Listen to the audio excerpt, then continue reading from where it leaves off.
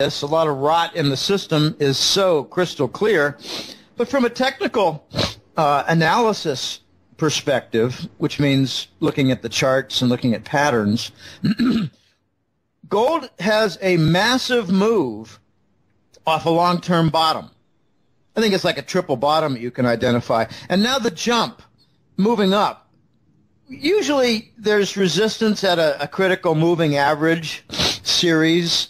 I mean, you bounce off the bottom and then you just don't make it past some particular moving average that offers resistance. And this time we jumped way past the 200-day moving average, like 100 points higher, and way past the 50-week moving average, I think about 90 points higher. This is a major bullish reversal. So, in another perspective, gold is showing tremendous relative strength compared to, say, the stock market, the oil market, the junk bond market, and a whole lot of other things. The only thing that is looking equally good is the Treasury bonds, which I regard to be a black hole. It's a black hole. The Treasury bond's a black hole. It's attracting capital across the world. Countries are having problems with their stock market, so money goes into the Treasury bonds. Countries are having problems with their currency, so investors are moving out of their own domestic currency and into Treasury bonds. It's a black hole. It's not a good investment. It's a black hole. It's attracting global capital in a climax event that's going to result in the vanishing of the dollar. It's very interesting what's happening. This black hole has never been seen like this before. You have trouble in all kinds of asset classes, in all continents, and lots of economic justification for the problems, and money's moving into the supposed safe haven, where I think some of it is going to be lost, maybe more than a little bit.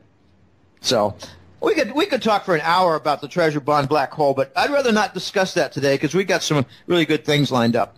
Definitely, and what I was going to ask you about next is if you can expand a little bit on what do you think has changed that is making investors fearful and want a safe haven in the first place? Well, you have all kinds of news of bank problems. Now, bear in mind that since Lehman, we've not made one single constructive reform move toward remedy. Not one single move. The move to 0%, that was to enable Wall Street to make money on a carry trade, bond carry trade. That was to make free the money in the interest rate swap derivative machinery so they could have artificial treasury bond demand when no one's buying treasury bonds. This black hole is fed by 0% and the derivative machinery, multi-trillion-dollar derivative machinery. Okay, so they're seeing bank problems. They're hearing about threats of bail-ins. They're hearing about negative interest rates. These are not normal things. It's much worse. You're getting finally what I forecasted in. I gave about 4 different interviews during Christmas holidays, and each one I outlined and described with some degree of detail how the expiration of the oil hedges would happen in January, February, March. And you're going to see a lot of energy firms fall, and their banking partners realize tremendous losses. Well, it's happening now. But people are also noticing the shipping distress. I think there's actually an unspoken global strike now where shippers refuse to accept treasury bills. I don't mean shippers. The people who lease the ships, the people who use the ships to ship products like containers, they're refusing to accept treasury bills in payment, so the ships don't go anywhere.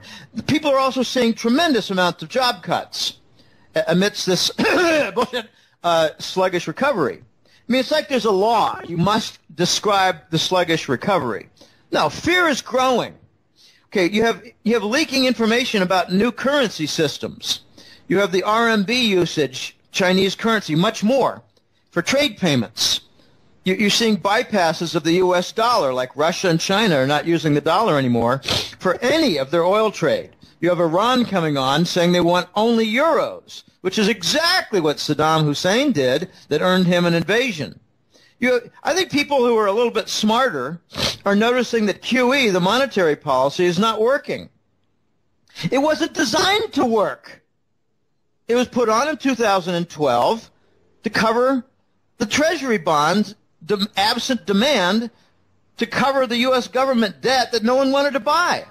It wasn't to solve the systemic problem. It was a patch to make sure that the U.S. government didn't default on its debt. So that didn't produce anything positive. In fact, it pretty much raised the cost structure everywhere and wiped out a good deal of profitability in companies. I believe that very basically described the QE as a monetary policy of printing money and covering treasury bonds destroys capital. By eradicating the profit margin, increasing costs, it puts equipment out of business and takes it offline. I mean, everything that the Euro Central Bank has done with its gadgets and all of its different, it's got its own little alphabet soup of junk facilities. They're not working. The sanctions against Russia, they're not working. They're about to be reversed. You got all this war going on in Syria and Ukraine, and people are beginning to wonder, what is the United States policy all about except war? So people are starting to hunker down into gold. And, you know, I think that there's something a little bit uglier going on, and that is that earthlings are awakening to the constant, endless war from the Satanist Western elites and their plans. And it's just not working. So if you want to light a fire across the whole world, people are going to start to invest in gold in a big, big way. And that's what I think is going on now. But the part that I love the most is that on a relative strength basis, apart from the black hole and treasury bonds, there's only one asset group that's doing well, and that's gold. I think it's outperforming, say, farmland right now. Now, one other thing that is being affected by the fear investors are feeling right now is the stock market. Now, I'm not a technical analyst, but if you look at the U.S. stock market charts, for example, the chart of the Dow crashed in August, but then when it rose back up, it didn't make a new high.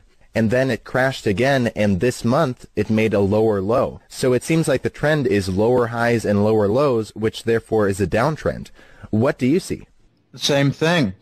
Let me put some more flesh on those bones. I am a technical analyst. I'm not, well, you could say I'm a professional one, but it's not my main focus in the newsletter.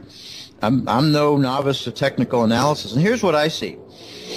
First of all, you have a critical bust going on in the energy sector. It seems to be the last straw to point out the economic depression. I mean, I don't go with the nonsense. I just don't follow the path of the propaganda artists out there who say, well, the sluggish recovery is, making some progress. No, it's not. We got a vicious recession with massive feedback loops, and the only thing positive out there that they can point to is that the unemployment rate, as they measure from the percentage of workers who are collecting state insurance for unemployment, that's going down. But since when is that unemployment? No, that's not the unemployment rate. That's unemployed no longer receiving their insurance. So that's not a progress point. Okay, here's what I see. We have some breakdowns in the chart. Okay, I'll get to your point, which is excellent, and I'll put a little bit more description on it. But we have bearish crossovers.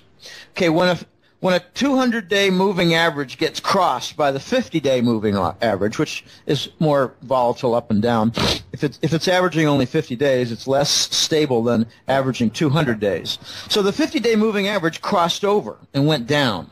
Oh, that's very bearish, very bearish. And you saw something similar with the weekly chart. You also had a retest top failure. Okay, what I mean by that, as you were describing, we came down off a top several months ago, but when we tried to continue up and go beyond it, we failed. Exactly when the bearish moving average crossovers were taking place. But here's where that retest failure looked even worse. It had higher volume than the most recent top.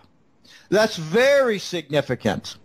A retest with higher volume. That means like you're trying to get more people to push the car than before. All right, bring in your other neighbors. Bring in 4 other guys. And it still didn't work. All right, that's a bigger, more important failure. So we've had important changes since January. I think this is like a sentiment shift since January. I call it a new dawn. I've been describing a new sheriff in town for the last couple of years. I don't know anybody who's used that terminology, but the new sheriff is from the East, and the new sheriff is calling some new rules. And I believe that there's been a movement the last few months to bring about some very important critical changes, and some of the smart money is noticing this, is adapting to this, and is responding in a big way with the stock market. So I agree with you. This is a change. We've gone suddenly from an uptrend to a downtrend without even a hint of a multiple months of leveling off. This is a reversal with a failed retest with higher volume and critical moving average crossovers in a bearish way. This is looking like a truly horrible chart. Now, besides in the U.S., are other countries' stock markets in trouble as well? I think a better question is which other foreign stock markets are doing well, and the answer is none. None. Not even the robust Hong Kong market for stocks. And I had a feature story. It's not my own. Don't mean to say it's an original, but I had a feature story in the February gold report that I post for Hat Trick Letter. You had a reversal in the Hong Kong property market. This is the sort of thing that's leading stock markets down. In Brazil, it's the declining real currency, which is down about 70 or 80% in the last 3 or 4 years. So that's leading their stock market down. In Europe, you've got sanctions, and you've got the human dumping of garbage going on. I actually forecasted correctly a major terrorist event last autumn. I noticed that not only was there human garbage, the North African and some Middle Eastern Arabs being dumped in Europe, and I noticed something really important regarding this dumping of the Arab refugees. They're not Syrian. They're all kinds. I mean, I have a client in Italy who said, Jim, you're calling it the Syrian refugees. They're Moroccan, they're Tunisian, they're all kinds. They're not just Syrian, they're all kinds. This is a dumping process. And I asked a critical question. If you're Mr. Mohammed and you have a wife and 2 kids and you need to get to Europe in order to find a new life, how on earth are you going to pay for the passage? They're being paid by the NGOs out of the U.S. government. This is a dumping process. Okay, so I made a forecast that if they were dumping tens of thousands of Arabs, refugees, into Italy and Germany and France, then this was a smokescreen for moving in some terrorists, and we're going to see a big terrorist event somewhere in a major European city. I said this in August and September, and there it was, Paris, France. Okay, so you've got these refugee problems, an increase in assaults and rapes all across Europe, France, Germany, Sweden, people being killed in robberies. You got all kinds of problems. You got the Russian sanctions. You got demands for support of Turkey that are not being met. And how's an economy in Europe supposed to behave in response? So it's seeing distress. People are saying, well, I can point to any of 12 reasons not to invest in the European stock market. So the DAX in Germany is doing bad. The CAC in France is doing bad. The FTSE in England is doing bad. These are all doing bad. They're also suffering from basic profit struggles and currency distress. All kinds of countries. This is a universal problem right now, Eli, and it's not going away until we do the right thing. I've got a kind of a funny little story. Several clients and some interview hosts who said, but Jim, haven't they really tried everything? Nothing seems to be working. I said, no, they haven't tried everything. They haven't liquidated the big banks. They haven't installed the gold standard. They haven't removed the Treasury bond black hole. They haven't done a default related to that on U.S. government debt. They haven't done everything. There's no gold standard. We're doing everything but the right thing. There's a joke in Europe that says the Americans will do all the wrong things, make all the wrong decisions before they do the right thing. So we're doing everything but liquidate the banks and install the gold standard. It'll come first in trade, then in bank reserves, and then in currencies. This is global, Eli. And that's why I think we're on the major cusp for something related positive to gold. I think there's going to be a gigantic bandwagon worldwide in favor of gold. It's going to jump on it, and we're going to see a whole lot of new currencies that are gold-backed. And the pressure will be on because they're going to achieve critical mass, which is what I've been making a point on for a couple of years. They're going to achieve critical mass because there's going to be a sufficient number of countries involved to maybe cover, say, 75, 80%, maybe 85% of global trade. So any country that doesn't participate, they're looking at the third world. Now, we're going to see a lot of positive events, I think, this year regarding gold. I mean, you can look at specific examples like the Shanghai gold fix is taking control from London. Yeah, the Shanghai gold exchange is offering RMB-based, Chinese currency-based futures contracts for gold that actually deliver in gold, unlike what the COMEX does. They don't deliver in gold. You want to buy a gold contract in New York on the COMEX? Fine. Don't expect to get any gold as part of the contract. In other words, constant violation of futures contracts and no lawsuits and no criminal prosecution. They're selling gold without delivering gold. That's just a control device. All right, so we're going to see a lot of interesting positive events in gold this year, and unfortunately, it's going to be amidst ruins of the global economy and the global financial structure. Now, if I could just ask, you're saying that countries are going to start backing their currency with gold. I mean, the price of gold right now is way too low for that actually to be feasible, right? I mean, there's way too much currency in the world, so wouldn't the price of gold have to be set much, much higher? Exactly, and that's the plan. How high do you see the price of gold going? Well, I see several steps. I'd like to outline the steps and maybe put a few words behind them. I think we're going to see the big banks of the world realize we need to conform to Basel III and the rules related. We need to load up on some gold and put them in our bank reserves, now Tier 1 asset, as they call it. And when everybody's in place, this could actually be part of the reason why gold is doing well in the last month. Big banks are buying gold. And once that's all in place, then they kind of wave to each other and say, all right, systems go, and they double the gold price. And then suddenly you're at, between 2,000 and 2,500. And these banks are not fully recapitalized, but they've got a lot better condition than they had before. Then the next stage comes when, after that has been the case for a while, like several months have passed and we're still over 2,000 with some retests on the downside that are successful. In other words, increased volume to push down the gold price, and it doesn't go below 2,000, and that's seen as a positive event and signal. Then you're going to see the mining companies decide, all right, let's start working toward opening up these mines that we've put in mothballs. So you're still not going to get the new mine supply while you have all this new demand. So if you don't get that new supply coming in to meet the demand, and it takes much longer for the mining companies to achieve the new supply, then the gold price is going to continue rising with this new demand from the banks and the new realization among world investors that gold's in an uptrend, it's rising, well, I'm going to jump on that. But it might take $1 billion to open up and bring back online a shut-down gold mine.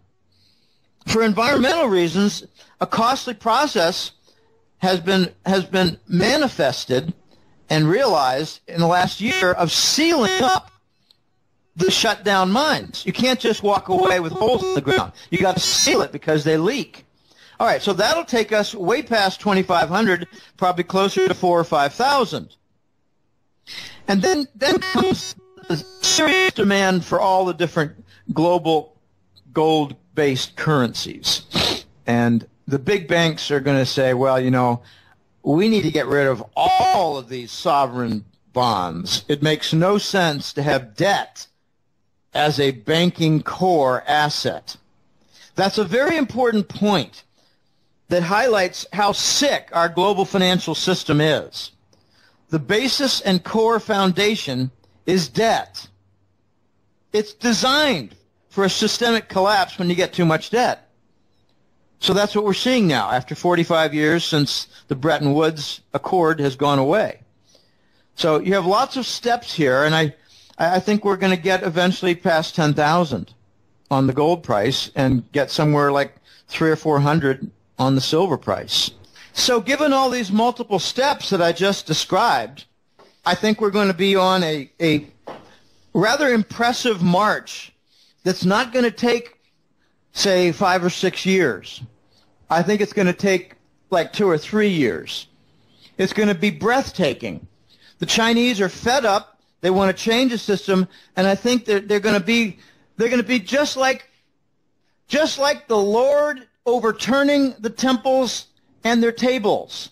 The Chinese are going to overturn the COMEX tables and say we're dealing with a doubled gold price. Let's see if we can attain some equilibrium. But it's not going to work. It's not going to work because the new mine output is not going to be there. We're going way down. We got some major problems in the mining industry. Where's the gold going to come from? Well, I got some clients, Eli, who say, if we ever get to 2,000, I'm going to sell some of mine. And I tell them, I wouldn't sell more than 10% unless you're urgently in need, like paying off some big debts or, going to law school or something, going to medical school. And they all write back and say, oh, yeah, I just sell a small amount. So if we get to 2,000 and most people just sell a small amount, you're not going to achieve equilibrium when the mines have not been successfully reopened. And then you get to the other steps like I described. We're going to have about 4 or 5 steps in the next 2 or 3 years that get us to 10,000. It's going to be exciting. You're going to be able to say victory, but not without a price. There's going to be a couple of macro effects that are going to be horrible. One is that the dollar goes away, and therefore so does the inventory supply system based on the dollar. That's a very important point. In Costa Rica here, I'm making a list of all the things that are supplied in dollar form. I'm buying up packs of Gillette razor blades. They're only available in imports. I think there's going to be empty shelves for razor blades. I'm buying up some, heavy, bathroom detergent, bathroom cleansers, stuff like that. I mean, as far as buying fruits and vegetables and coffee and milk and butter, stuff like that, no problem. The domestic currencies can handle that. It's the imports for the supply chain. I'm worried about gasoline and diesel for Costa Rica. We don't produce anything here. Nothing for energy products. Zero. It's imported. Some of it imported from Nicaragua, paid in dollars. It's going to be disrupted. So the victory we get in gold is going to come with a price with the supply chain. In other words, chaos.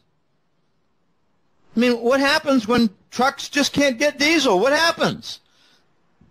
The supermarkets and the hardware stores and Home Depot, a third of their shelves are empty. I don't think there's going to be any gasoline shortage in the United States. I think there's going to be gasoline shortage elsewhere, other countries, that rely on the dollar to supply it. The dollar's going away. I mean, I have just laughable conversations with Americans here. I say, are you aware that the dollar is used in international trade? No, I thought it was just for the United States. I mean, the dumbass responses are everywhere. Are you aware that crude oil is paid for in the dollar by Asian countries? No, I didn't know. That's kind of neat. The ignorance is everywhere. Our nation has been dumbed down to a tremendous degree by bad economics education, by minimal math requirements in high school. We've even done away with phys ed. There's no phys ed in the United States anymore because fat boys can't play dodgeball. Anyway, I get carried away. The next topic I'd like to discuss is a little bit about Deutsche Bank. Deutsche Bank recently in 2015, it lost 6.8 billion euros, which is the equivalent of about $7.5 billion. You said that Deutsche Bank could be the catalyst that takes down the whole banking system. Did you want to discuss a little bit about this? Yeah, let's talk first in a preface, preliminary point, about something that Deutsche Bank did way back in 1998. I remember this because I was at Digital Equipment Corp., a computer company. It was IBM number 1, Digital number 2, Hewlett-Packard number 3. But Digital had a death event. But in the early 90s, I used to attend focus groups. I mean, some of my colleagues were involved in the non-quantitative, meaning that they weren't statisticians, but they were doing important work. They were doing focus groups and things like that. And they would say, hey, Jim and Bob and Johnny, if you want to come, we're over at the hotel up in Littleton, and come on. It starts at 9 o'clock and goes to 11. We got Bankers Trust there. Okay, Bankers Trust. That was a big client. In 1998, the Fed organized an acquisition by Deutsche Bank of Bankers Trust. Bankers Trust was not an ordinary kind of a bank. It had corporate clients, to be sure, but it wasn't, a retail bank where people would say, I got a passbook savings account and some CDs. No, it wasn't that kind of bank. It was called the Fed's Bank. It was called the central bank's bank because it contained a lot of derivatives. And I call that the whirling dervish of mythical mass that the entire U.S. banking system foundation was built upon after Black Monday of '87. Black Monday of '87 was a very important point in American financial history because that was the event that highlighted how the United States banking industry was insolvent. So they decided that they would do kind of a circle jerk or a musical chairs event where everybody would start bidding up on these multi-trillion-dollar derivatives, and they would serve as a foundation for the banking system. It was a brilliant idea, Sir Alan Greenspan, and it bought 10 or 15 years, but now the system's broken. All right, Deutsche Bank bought, in an acquisition, Bankers Trust, which meant Wall Street could engage in all their derivative trading without regulatory oversight. It was offshored, outsourced to Germany. Okay? That's all breaking. And it's breaking principally, I think, with the interest rate swap derivative and all the movements in Treasury bonds. It's breaking from the petrodollar derivatives that link currencies to the crude oil. It's breaking from junk bonds. It's breaking from the energy sector. Everything's breaking in Deutsche Bank. They're actually involved in every single type of banking operation and function, and every single one of them is breaking. I mean, when you get people saying, I don't know what's going on, I don't see any big problems, it means they don't understand that in 7 different areas of banking, everything is breaking. In other words, they don't have any idea about what's going on. They don't have the ability to perceive one single thing. Deutsche Bank is involved in every single type of banking business, and all of them are in total wreckage. The Voice told me back in 2011 and 12 that Deutsche Bank is going to fail. It'll take a couple of years because they'll do Herculean efforts to prevent its failure. And if they really did the right thing and could do the right thing, they would break up Deutsche Bank into about 7 businesses. But then a few months later he said, never going to happen. Because the biggest piece in there is their derivative business. And if you put that to proper mark-to-market, it's probably worth a few negative $1 trillion. So they'll never break it up because they'll never want to bring to light their derivative losses. And if you did bring to light the derivative losses, you would see how the derivatives hold everything together that's broken. So, what are their businesses? They got commercial lending. Deutsche Bank has sovereign debt with the pigs, like Spanish government debt, Portuguese government debt, Italian government debt. They're big stockholders in the broken banks from those 3 countries and Greece. Deutsche Bank's involved in LIBOR, with lawsuits involved in there. They're involved in the derivatives, as I described. They're involved in energy loans. They're involved in junk bonds. And they're even involved in the Russian mafia investments that were responsible for at least 1 or 2 of the J.P. Morgan flying lessons out of the 50th story without a parachute.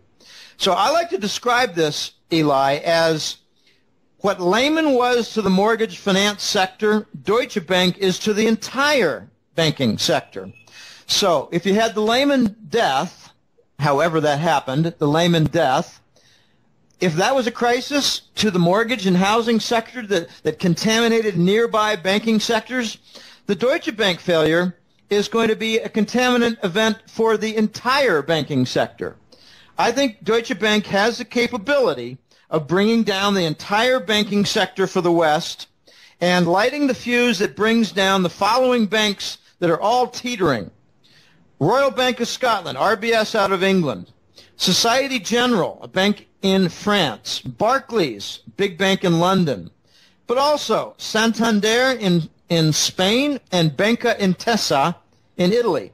All these banks, 1, 2, 3, 4, 5 of them, they are perhaps the most vulnerable. But Germany has other banks that are deeply in insolvency trouble, like Commerzbank.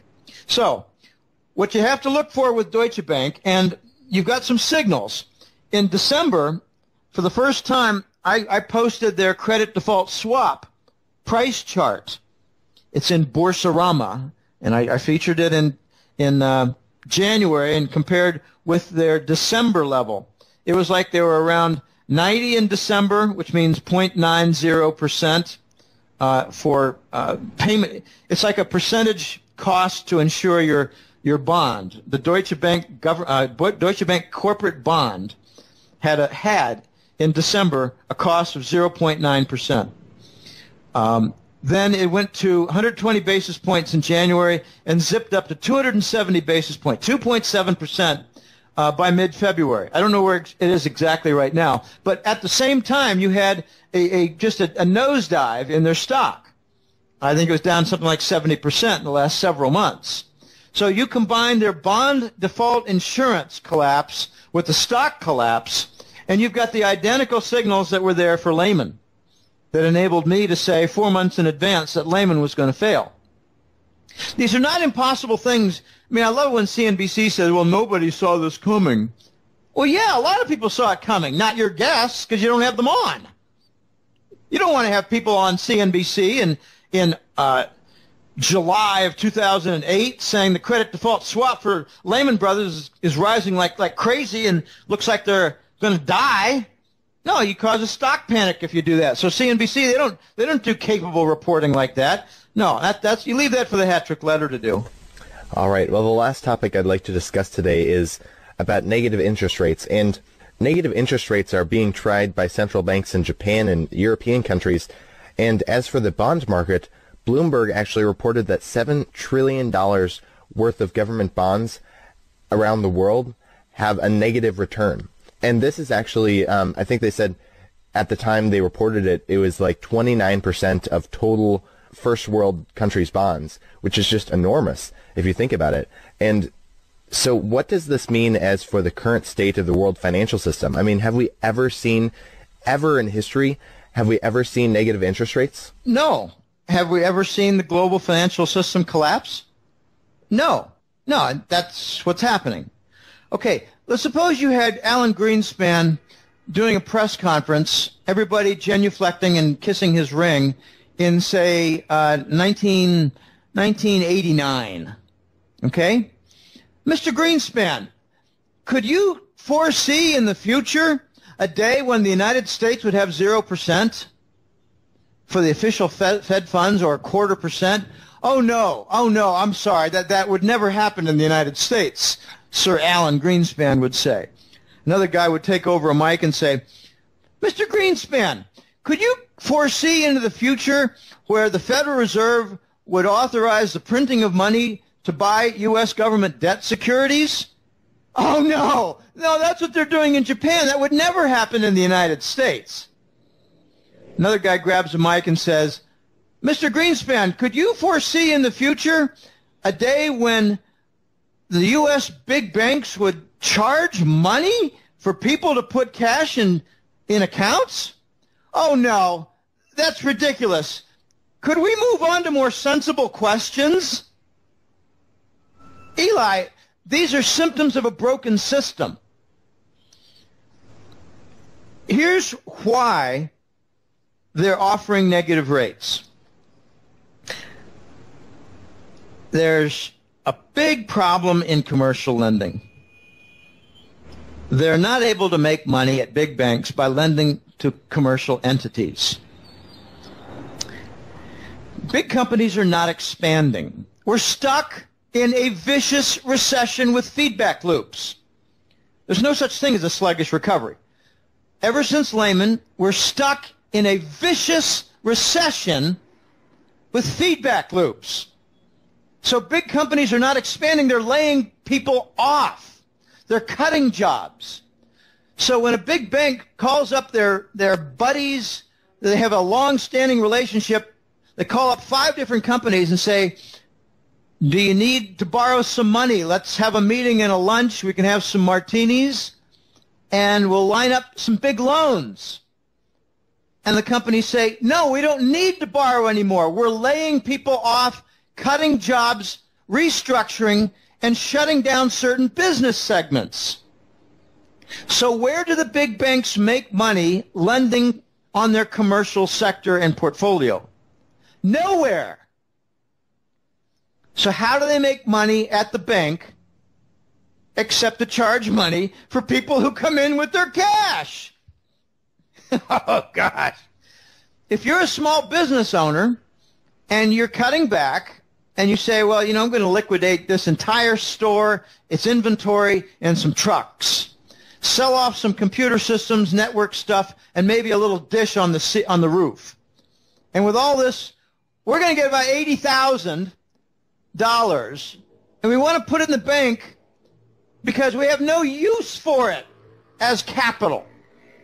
And the bank says, well, gosh, we have too many companies like you in small business that are doing precisely that. We can't offer you an interest rate anymore.